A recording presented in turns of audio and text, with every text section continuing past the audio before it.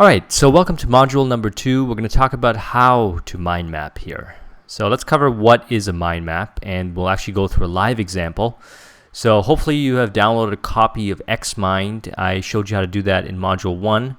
Go ahead and load up this mind map that's included in module 1, and you can follow along and pause if necessary. There's going to be links that are embedded in the mind map, so you could go to those links, take your time.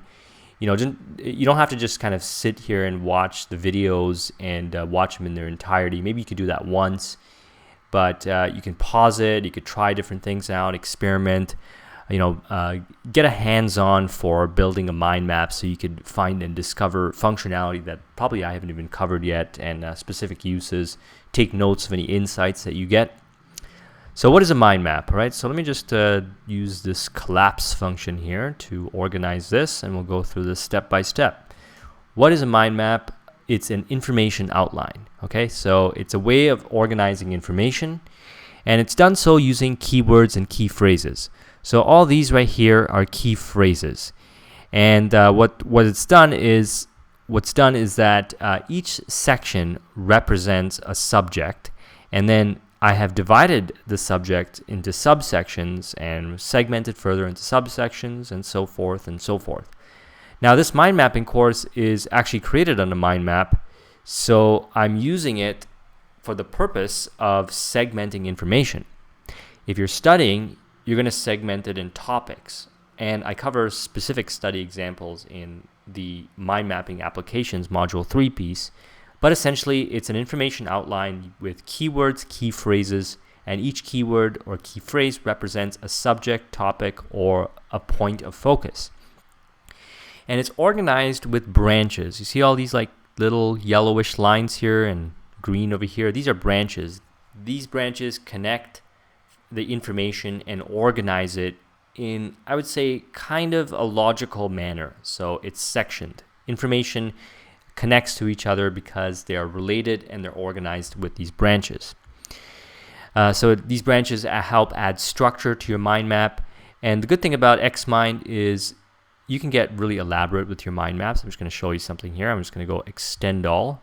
You'll see that this is a huge mind map. We're going to cover a lot of information. That doesn't even include the information that's within the examples.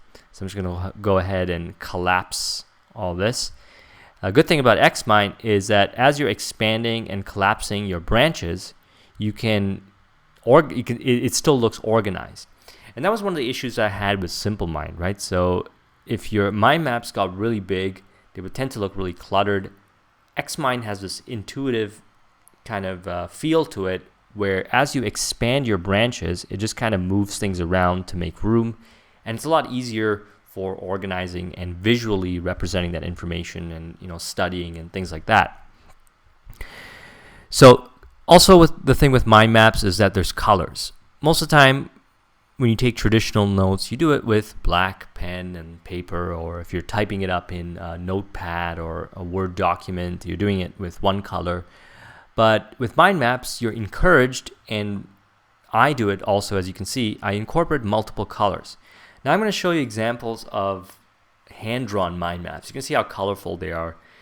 But when you're using computer mind maps, you can insert images, and it does seem a little logical. But however, the thing is that the colors, the kind of segmenting that's allowed by colors in a mind map in a computer, I find is all you need as far as getting the benefits out of a mind map, and you don't really have to spend a lot of time drawing the mind maps by hand and adding colors.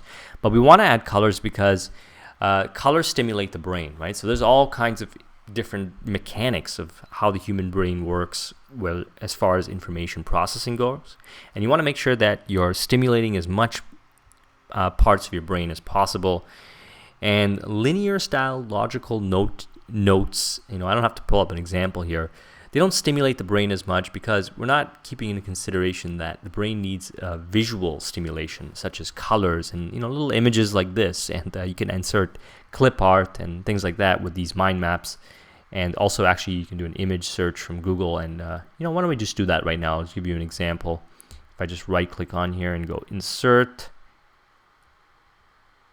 image from web, you can actually just type in Oh look, it already knew.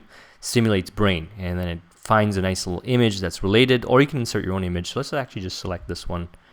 Oh, by the way, so Xmind has this integrated web browser in here, and I personally like using Chrome, but if you are looking at these images and you click through them, you could read up on whatever's connected to them. But what you can do essentially is just take the image and just drag it in there like this, and now that image is in there as part of an image of your mind map. So I'm just gonna go ahead and leave that in there. And it also, the colors help organize information. I mean, that's why I use colors, because I sectioned it off. And there is for different people, colors mean different things. And I don't want to get into the whole discussion as far as colors goes, but visually you can see it. It helps you segment. Like for example, if I expand this part here, which is blue, as you're looking at this mind map, you can see that it's segmented and information is organized better.